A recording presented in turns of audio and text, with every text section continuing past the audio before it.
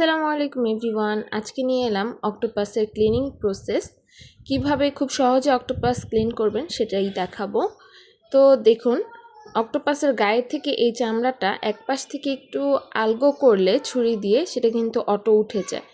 অক্টোপাসের যে চোখটা থাকে সেটাও একটু হাতের সাহায্যে একটু উঠিয়ে নিয়ে তারপর সেটা ছুরির সাহায্যে কেটে নিতে হবে।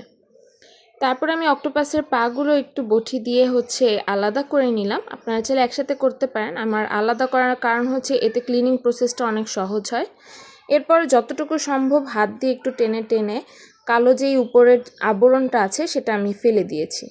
এরপর একটু পানি দিয়ে ধুয়ে নিয়ে তারপর আবারও লবণ আর বেকিং সোডা দিয়ে খুব ভালো করে হাত দিয়ে কচলিয়ে তারপর পানি দিয়ে ধুয়ে নিয়েছি। এভাবে প্রায় আমি 3 থেকে 4 বার ধুয়ে নিয়েছি।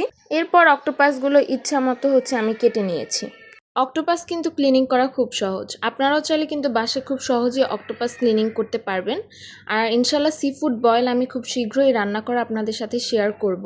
নেক্সট ভিডিওতে আমি কাঁকড়া ক্লিনিং প্রসেস এছাড়া অন্যান্য সি ফুডগুলোও ক্লিনিং প্রসেস দেখাবো।